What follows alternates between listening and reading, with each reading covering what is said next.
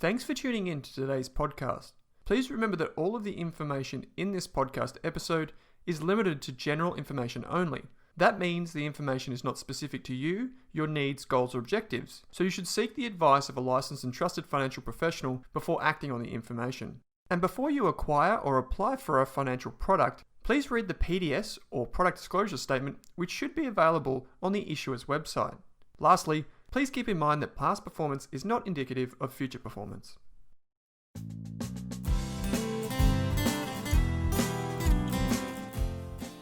Kate, welcome to this episode of the Australian Finance Podcast. It's a pretty important one that we're having today. What are we talking about and who have we got with us? Yeah, absolutely. Well, like many Australians probably know, in Melbourne at the moment, we're facing another lockdown, and this one's a little bit more challenging. And I think Owen and I were speaking earlier, and we're all feeling a little bit meh at the moment. And it's sort of hard to keep enthusiastic and focused on your goals and things. So what I thought was really important to cover was a little bit about mental health and wellbeing. I think resources have been thrown all around. I know ABC's sending a lot out at the moment, but we thought we'd get an expert on the podcast. And Anna Glynn, who I met earlier this year at a finance dinner, I reached out to her and asked if she was interested in coming on the podcast. Yeah, just share a little bit about how to deal with the current situation, check in with yourself, check in with your family, and why it's really important to look after yourself. So, Anna, if you could give a little bit about your background, I'd love to hear. Yeah, absolutely. Thanks, Kate, and thanks, Owen, for having me. I'm very excited to be here. So about me, I am a workplace educator and teach individuals, teams, and organisations about the principles of positive psychology so they can drive their engagement, performance, and of course their well-being. So I have launched my own practice, having previously been in the financial services industry for 10 years, and I'm currently, spending a lot of my time actually helping people try and endure the challenges and overcome the struggles that have come about as a result of the global pandemic. Anna, we talked about this just off air. You've had some experience in financial services. What prompted you to go back and study and do a master's? Good question. Thanks, Owen. So for me, I started to explore, my own leadership. Or I was trying to explore how I could be a better leader and how I could actually engage and ensure that my team was performing at the optimum level.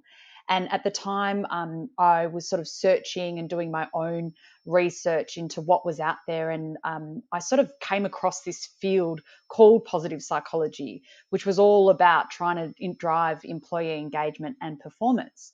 And so I started to do a bit more research and started to uncover the ways that positive psychology was being used in our schools here in Australia and also in some of our sporting codes as well, like the AFL and the NRL. So I started to try some of the practices that it was talking about and started to see some of those results.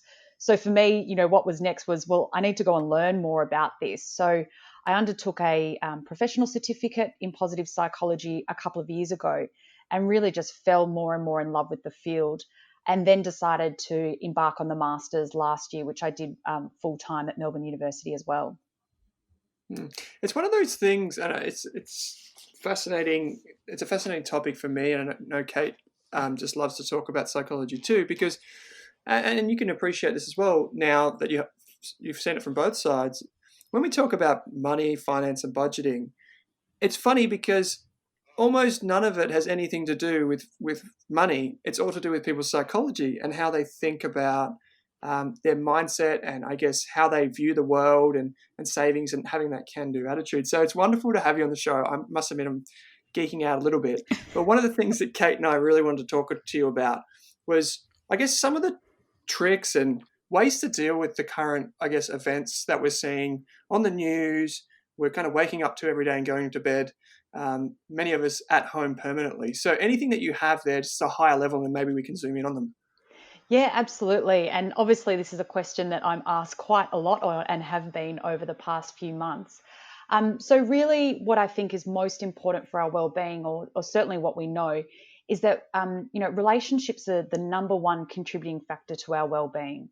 So over the past few months, when the country and the whole world have been asked to sort of physically distance ourselves from one another, we knew that this was going to have negative impacts on our mental health. And unfortunately, certainly in Australia, we have seen the outcome of that. And now as Melbourne, goes into lockdown 2.0, we really need to think about, how we're going to actually undertake this challenge differently from what occurred in the past, so we don't see these same negative impacts.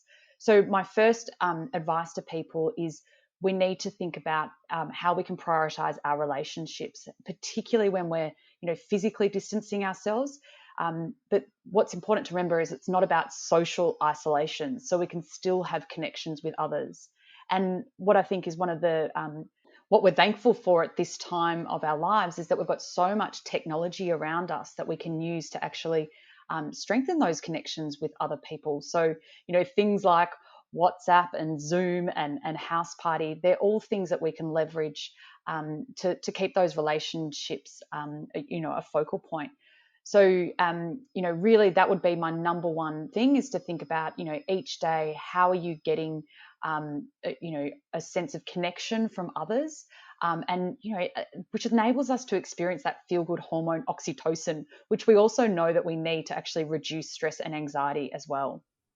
Yeah, because I think before, like all our social interactions were kind of handed to us on the platter. If we were going to school, university, or work, you just rocked up every day, and there was people to talk to and different stimulus. But now it's actually a lot more work, because you've actually got to go out and find someone to have a Skype call with or chat to online.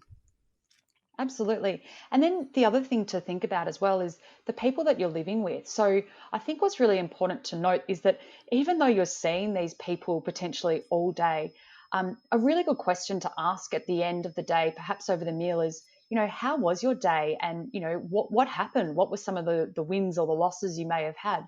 Because even if you're there, you don't actually know what might have occurred in that other person's day. So I think it's still really good to sort of do those touch points with, your loved ones, at the end of each day. Anna, how about, you said there, that sense of connection is something that is so important, and it's very easy to get lost, I guess, in that or with that at this time. Have you got any interesting stories or anecdotes from people that have put into practice some tricks or tips that you've thought are very quirky but useful to connect with people at this time? I think it sort of brings in, two different aspects of well-being, which we often talk about, which is, the relationship side, but it's also about, experiencing positive emotions, which we know we also get from those connections with other people. So I guess to, think about, as you asked, the quirkiness, I'm talking to people about injecting positivity in their day. And it might sound maybe a bit bizarre to some people, but just thinking about ways that you can actually, maybe it's just, sharing a YouTube clip, or, telling a joke at the start of the day, or even just sharing a playlist with other people. I mean, this is a really easy way that's going to make you feel good, but also help others feel good as well. So they're probably the suggestions I have. For me as well, I've kept up my routine around, going to the gym. So I'm now doing that online, and I still get to see the faces that I'm used to seeing when I actually used to, physically go to the gym. And also, as much as possible, it's about going to the cafe and having that chat with your barista, and sharing smiles with people that you might see on the street, even though it's a little bit harder now that we're all wearing masks. It's funny that you mentioned just going to the barista. I'm sure the baristas are hearing this thinking, no, please, we get enough of it every day. Yes, you got to find the ones that like a chat, that's for sure. And I think at the moment it's quite hard, because our days can be really, really repetitive. And like for myself, it's kind of just wake up, walk to the kitchen table, maybe go for a walk in my lunch break, and walk back to my room at the end of the day. And so, especially because in Melbourne, if we can only go out once or so a day, it can make every day feel like Groundhog Day. So do you have any sort of tips and ideas for actually adding some variety to your day? Yeah, that's a great question, Kate. And yeah, good point. It does feel a bit monotonous, and it's a bit like Groundhog Day. But I think, it's really important that we do still stick to those routines that we're used to. So, if you're someone that exercises in the morning or exercises at night, keep with that and try and ensure that you've got boundaries between sort of work and home, which now, are so blurred. But in terms of sort of mixing it up, again, we've only sort of got our 5-kilometre radius that we can stick to, certainly for the people in Melbourne. But, try new routes. If you're going for a walk or a run, go down a different path. Go to different parks if you can. Try different cafes. Again, that's helping support small businesses. And also, look at different training packages and things that you can take advantage of. So many fitness organisations are offering sort of those different packages. So now's the time to just actually try something new as well. I think that's a good idea as well. And I've certainly found that having study and other things to take my mind off just sort of that moving from your room to work back to your room again really helps as well, because you don't have that split between heading into the city to go to work. You've lost that boundary. And that's the other point to mention is that, for some people, they do have some more time on their hands now that they're not commuting. And it is a really good time to, if you have slowed down, to look at, opportunities to continue to grow and develop. And that might be by, undertaking a course or learning a new skill. And again, so many organisations and universities are actually offering a lot of courses for free for people that are facing the pandemic at the moment as well. On your website, I was reading some of your blogs before we started recording, and I know you do a lot of work with like businesses and individuals who are like leaders in the workplace. And one of the things that you said is, and I'll quote you, said, having a sense of meaning at work, particularly if you feel as though your work matters and you are positively contributing to others, that's a really important thing to do. This is just myself, this is not you speaking. And this is really important to do, is just kind of have that sense of meaning. And I feel like with the courses, or with, I guess, just anything that you can do that's kind of extracurricular, and try and, like you said, keep the structure, but also just try and look forward to something and achieving something. I feel like that's a really important thing right now. Yeah, that's right. And for many people, purpose is so important. Again, to have something to pursue and for our well-being and for our mental health. But for some people, their purpose has actually changed as a result of this pandemic. So I've also been talking to people about, what's your purpose for the pandemic? We've seen sort of so much generosity that's, sprung up across the world, and a lot of, expression of compassion and service of others. So for some people, their purpose is now about, maybe helping out their neighbour or helping out a colleague. But for some, it has changed. So it's about actually thinking, well, what is it? And then what could I be doing sort of every day or every week that can help me actually get closer and closer to my purpose? And I think that's quite a big thing to sort of revisit, because a lot of us, I know a lot of people that listen to the podcast are very goal driven and like setting goals at the start of each year. I mean, Owen and I are definitely big on that.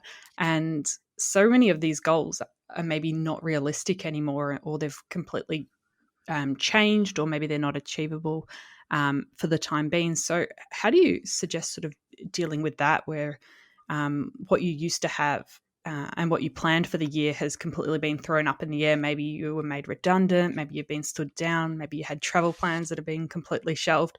Personally, that happened to me. But how do you deal with this complete sort of upheaval of your life? And likewise, Kate, I've had a big goal and overseas travel postponed, if you will. So yes, I still keep it in the back of my mind as something to look forward to when we reopen. Yeah. But again, if you are a goal setter, and that's something that's really important to you, which it is most people, as you've mentioned, it's just about rethinking about what those goals are again for this time. So for some people, it is mere survival, right? They've just got to get through each day, depending on the challenges that they're facing. But for others, it may be an opportunity to look at some new goals. And again, it might be something that you want to think about for your time in lockdown, or it might be something that you still want to work towards over a longer time frame. But what I would suggest is, be kind to yourself. For each goal that you have, break it down and maybe just try and prioritize a few things for the day or even the week. So you're not putting too much pressure on yourself to try and achieve a whole lot of things when, you know, you're dealing with the stress and the complexities of the global pandemic as well. There's so many different tips and tricks, I guess, and different focus points for people. I think they're going to have to listen to this episode a few times. I think I will too, just to make sure that I can pick up on everything you're putting down. One of the things that I read on your site was that some of the ways that we might take care of ourselves is, this is the quote, it says, some researchers suggest that for every negative emotion we experience, we need to experience 3 positive ones to compensate, end quote.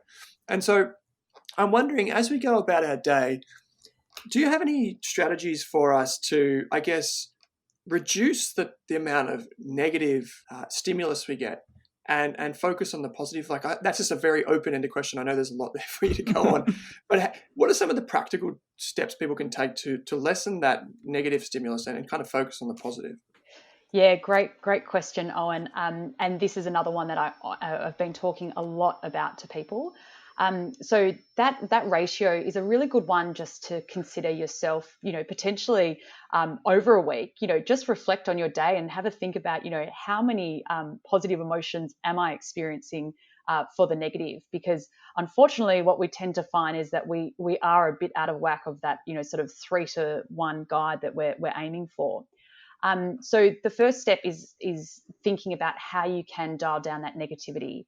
And at the moment, we are surrounded by it. You know, when you turn on the news, it is just full of negative stories. And that's not surprising given the times we're living in. So my first suggestion is always to limit your time on the media and reading the news. So I don't know if you're someone that has those notifications that seem to pop up, you know, continuously throughout the day.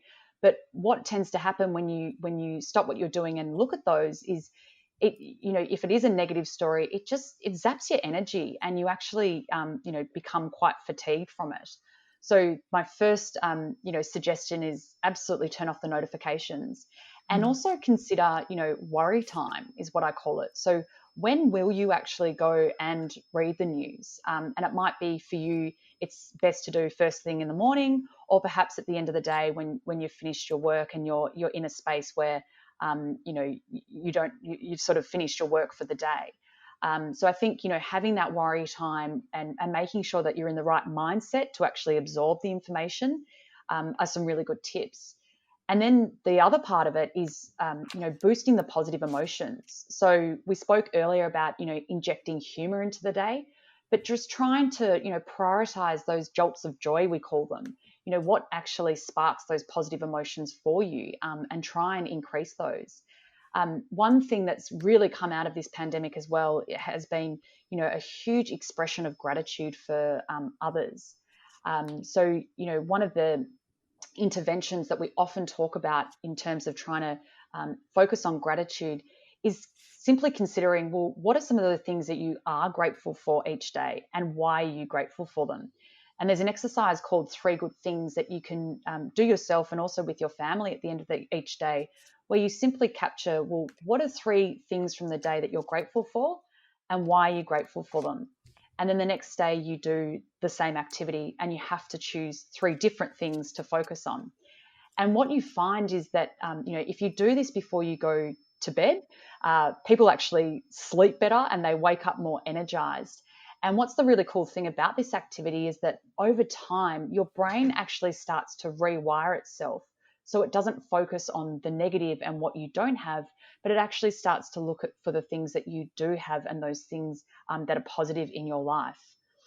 So that's one of the ways that is, you know, a really simple way that you can actually try and focus on, you know, being more grateful for those things in your life that you have.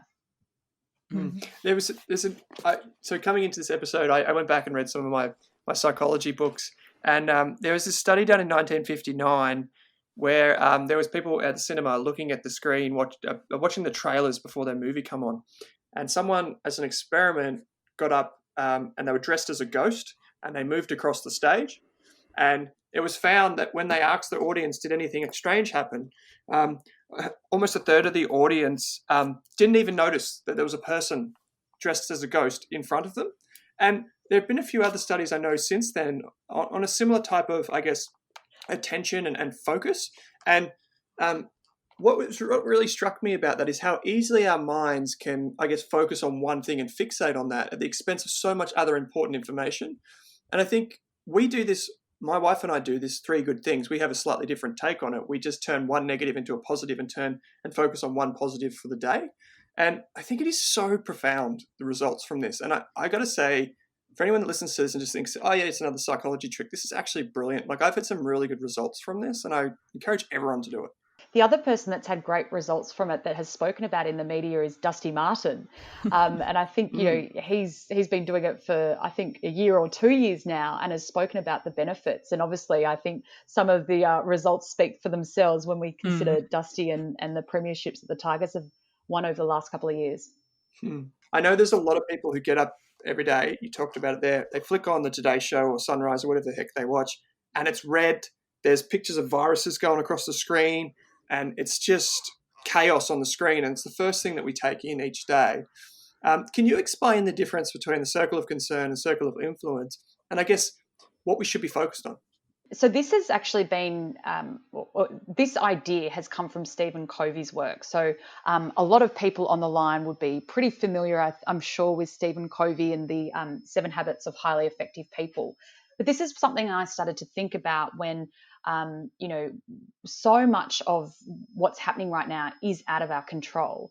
And so really where we should be, spending our time, our effort and our energy is on those factors that we can control. So the focus here should be on the inner circle, which is what we term our circle of influence. And these are all the things that we have control over. So these will be things like our thoughts, our mindset, our ability to exercise, our humor, being able to perform random acts of kindness and so forth. So there's actually so much that sits within our circle of influence, which is where we should be spending our time and our effort and our energy. But unfortunately, what tends to happen is that our thoughts get taken over by a lot of things that are actually outside of our control. So if we think about, the times that we're currently living in, these are things like the supply of toilet paper. So really, a lot of people were sort of up in arms about the fact that they might not have toilet paper. However, this was something that was actually out of our control. And also what I find is that a lot of people are, they get so concerned by others' behavior. You see someone walking down the street without a mask, or you see someone doing the wrong thing. And that can be a real concern to us, and for obvious reasons and for right reasons. But again, we have no control over that person's behavior. So there's actually no point in stressing about it. And the same can be said for, our future, other natural disasters. Again, these are all things that really we shouldn't be, focusing on, because they're actually out of our ability to influence. So that's what we talk about when we talk about these 2 circles. There's one that's the circle of influence, and then there's the other that's, sort of outside of our control. And I think I got a few years ago, I got taught that strategy where these sort of negative thoughts come, they approach your mind and you acknowledge them, but you just let them go. You let them float away like little clouds. And I think that's really been something that's helped me. I don't know where I picked it up, but whenever I'm feeling just annoyed or, I don't know, judgmental or upset, like I acknowledge that I'm feeling XYZ, and then I kind of just like let that thought float away. And that helps me a lot, not hold on to all those emotions and things that you're feeling in the day. Yeah, absolutely. And I think that's a really important point about emotions, particularly those negative emotions, is that it is about sort of or not pushing them down and pushing them away. The best minds, the ones that can actually acknowledge them, accept them, and then try and actually take action to overcome them. Mm-hmm. So a lot of those negative thought patterns, they can put us in what's called those negative thinking traps. Mm-hmm. Some of them around catastrophizing and feeling helpless, and what tends to happen is we get stuck there. And they, have a negative impact on our mental health and our well-being, because we sort of just, end up spiraling to these worst case scenarios that probably will never happen. So really what we need to try and train our minds to do is to, absorb the thoughts and the emotions, as you said, and not get trapped in them, and then try and think about ways that we can actually overcome them and take positive action to get out of there. Yeah, and I think that's so important, that dealing with that catastrophizing behavior at the moment, because the negative news is just getting thrown at us every day. So you can often, and I've spoken to a few friends recently who have just sort of repeated every single negative thing in a row, and then they've just sort of it's sort of snowballed into the point where they don't think there's any point even trying to feel happy. And I think that's something that we really need to work on, not catastrophizing every news item we see. Yes, absolutely. And again, that comes back to the point around, how do we limit our time with the news, and when we're going to watch it or look at it, how can we make sure that we're in a good mindset to be able to actually take that on? And then, of course, if we step away, feeling, those negative emotions, how can we sort of use maybe, evidence to prove ourselves wrong, or how can we reframe the thinking, or, how can we think of some plans about, if these fears do play out, what will we do as well? And we talk about people interacting with our friends and family and people that we live with every day.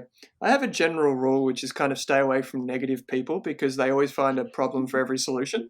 And Sure. I don't think that's easy for a lot of people to do necessarily. Like, you can't always just stay away from people you don't like. You got to work with them. You got to do whatever. What are some of the ways that I guess we can, as people, kind of deal with it when it's thrust upon us from other people around us? So that, is there anything that where you can, I guess, control what you can control, and I guess just outsource some of the stuff? You've touched on a bit of it there, but is there any particular steps for people at home that might be getting frustrated, or, being in a work environment where it's quite tense at the moment? Anything that you've come across in particular? Yeah, no, I love your practice there, Owen, and that is something that I sometimes suggest to people. If you've got these negative people, or what I like to call negative energizers, where you actually, get close to them and they drain you, it is sort of about, in the nicest possible way, limiting your contact with them, and maybe even thinking about, maybe not having so many phone calls or face-to-face contact, but reverting back to, text messages. So you've still got that connection, but it's not going to be something that negatively impacts you. But I think, for those people, so often they just need an ear to listen, or for someone to listen to them. And, it is about, particularly at this time, us being able to express empathy and compassion towards others. And, if they're willing to listen, it might be about, trying to show them some positive steps or actions they can take to, sort of try and, get through that difficulties, they're experiencing.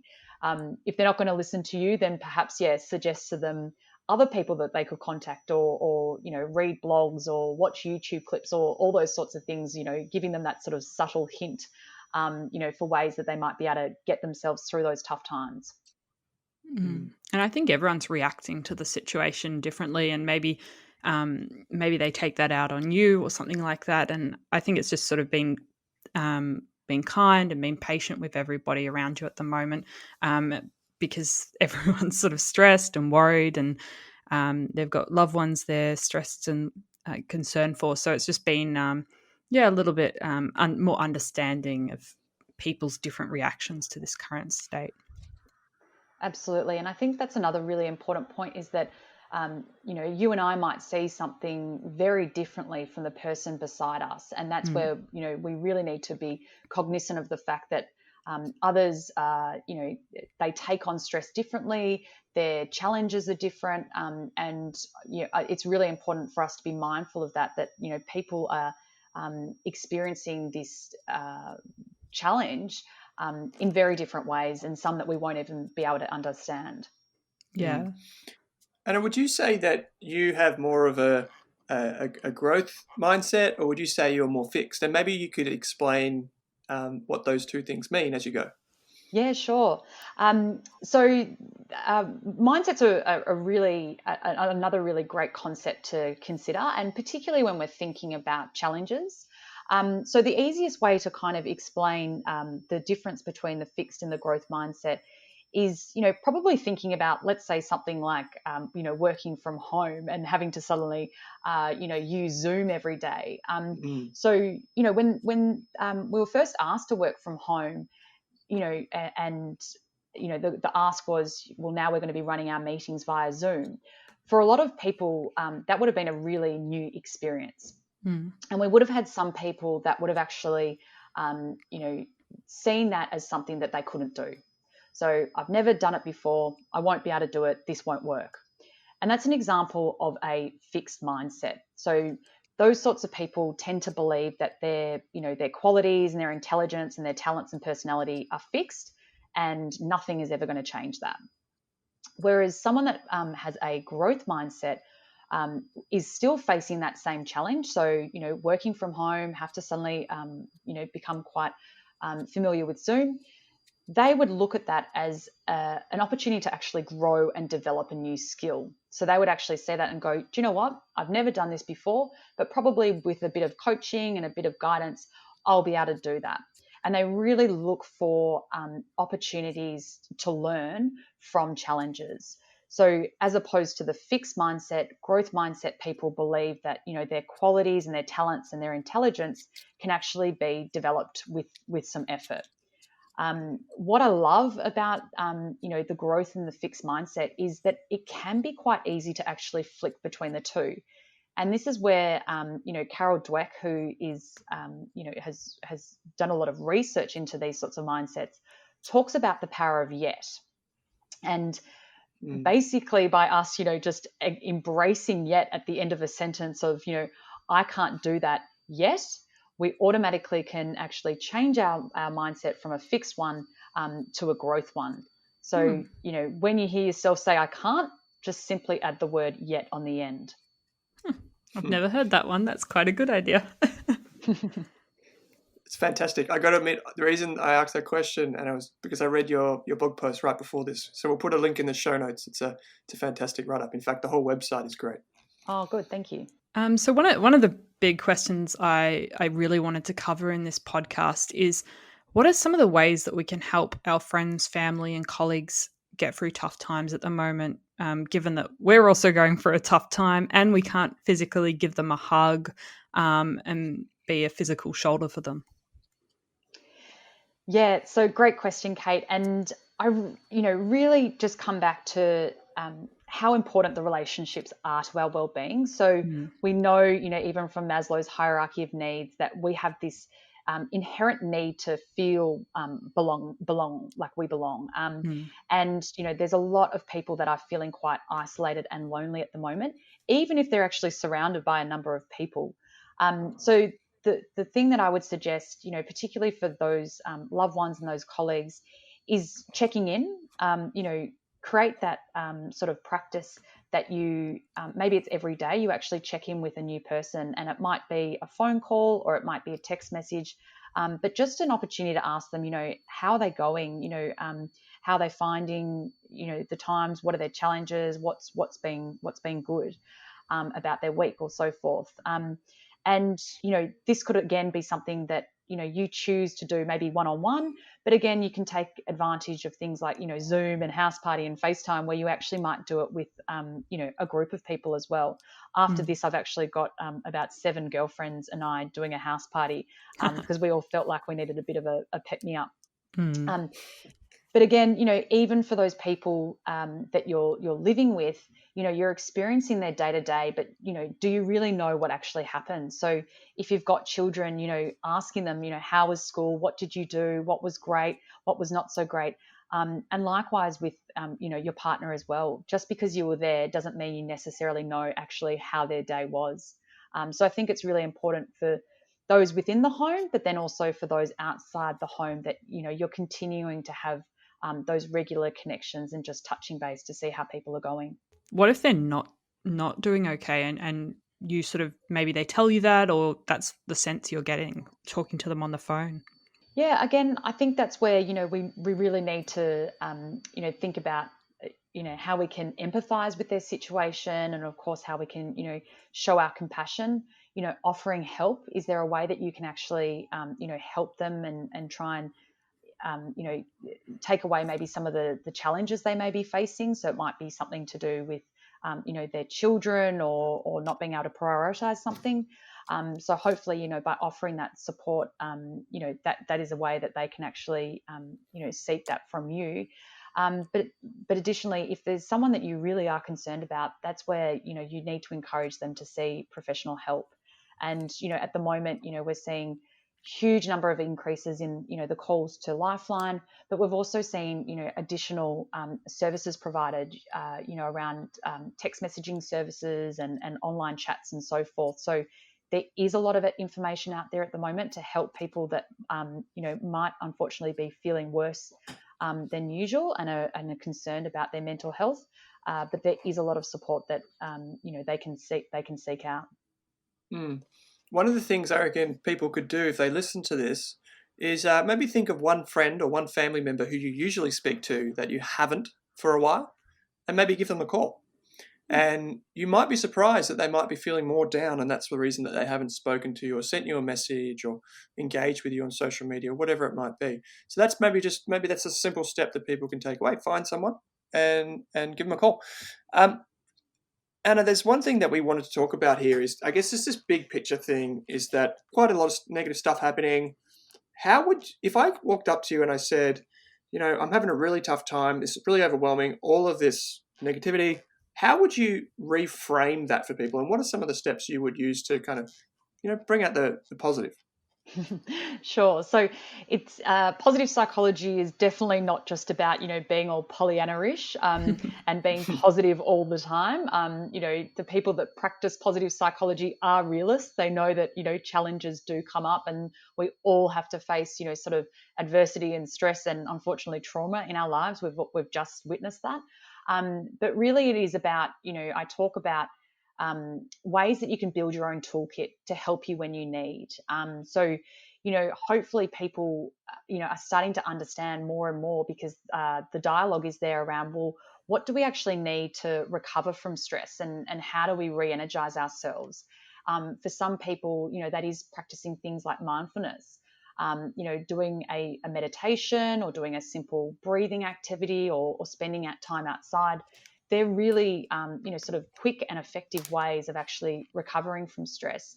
But then it's also about thinking, what do you need that's actually going to help with your well-being? And this is different for everyone. So it can be a bit of a test and see. Mm-hmm. But it's important to identify what those things are. So it might be about, spending time with others, exercising, sleeping more, doing those sort of positive activities, so that they can, ensure that they've got those positive aspects in their life.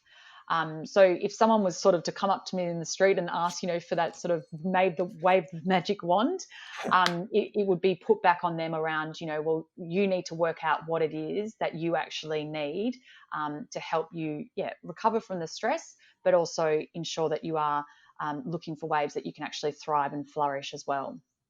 Mm.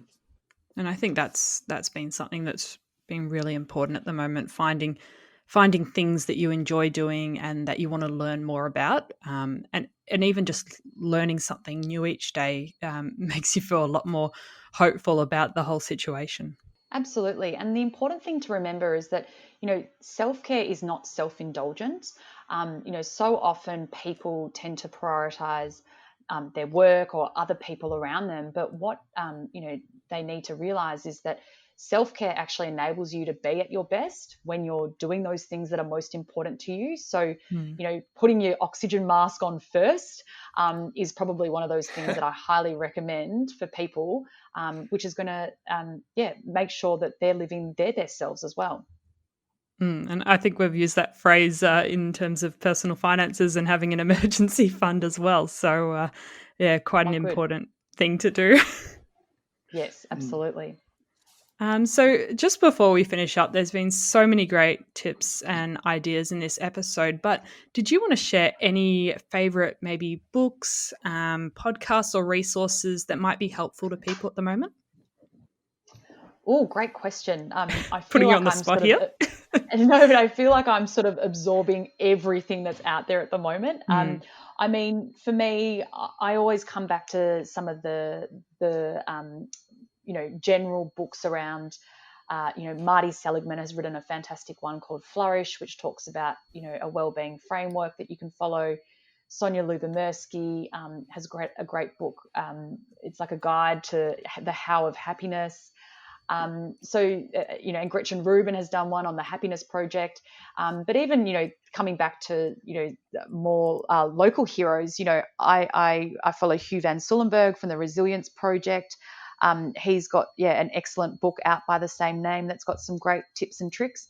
But in terms of blogs as well, there are plenty out there. Thrive Global, which is Ariana Huffington's organisation. They produce an excellent blog. So there really is, a lot of, content out there. It's probably just about finding the ones that, resonate the most with you and your particular situation. And I think that's the great thing about the internet. If you want to find something that's going to work for you, there will be something out there. It's just a matter of looking and trying a few different options. Absolutely. Speaking of finding what's right for you, I've since discovered your website. How often do you write? It looks like you write quite regularly. Yeah, I do. This is something I started a few years ago prior to launching my own practice as a way of actually sharing what I was learning from this field. Acknowledging that I was getting a lot out of it, I thought, well, hang on, I'm pretty sure if I share this, others are going to get something out of this too.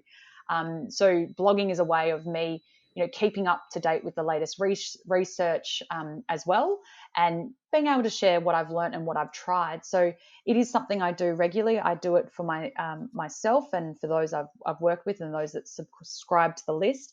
But I've also been doing some guest blogging for organizations as well, which has been really great. Yeah, it's like I said, I kind of just threw myself into all of your blogs before this recording, and I think I've got about 15 tabs open from all the links through the site to different concepts that are just fascinating. So we'll definitely put that in the show notes. Probably just in closing, one of the things that I'm interested in is, why did you choose to make it positive psychology that you went with, and not go down the clinical psychology route or some other type of psychology? Yeah, that's a great question. I don't know if anyone's actually ever asked me that. So I suppose it stemmed from, when I was first looking at, what I was trying to achieve, which was the responsibilities I had in my role, which was as a people leader. I was suddenly in charge of driving the engagement and the performance of my team. And that's really where the field of positive psychology sits, or where it focuses. So if we think about traditional psychology, this is where, it is all about sort of treating and helping cure mental illness. Whereas positive psychology looks at how, you can improve and focus on, things like engagement, performance, relationships, meaning, positive emotions, and mental and physical health. So it's sort of picked up an area that was neglected by traditional psychology. So the background to psychology was that it was meant to do three things: cure mental illness, improve normal lives, and identify and nurture talent. But unfortunately, after World War II, those two areas became neglected. So positive psychology as a field was really only born, around 20 years ago. And that's where it's looked to actually focus on these two other aspects. So I guess, in answer to your question around why did I choose one of the other, it was more about, where my focus was around, the engagement and performance of my team. Wonderful. Well, you've got yourself one new subscriber, and I hope a few of our listeners will follow the links and join your list too. On behalf of Kate and I, Anna, we just really appreciate you coming on the show and sharing some of your wisdom and just taking time out. It's a Thursday night, so thank you. My pleasure. It's been lots of fun. Thank you for having me.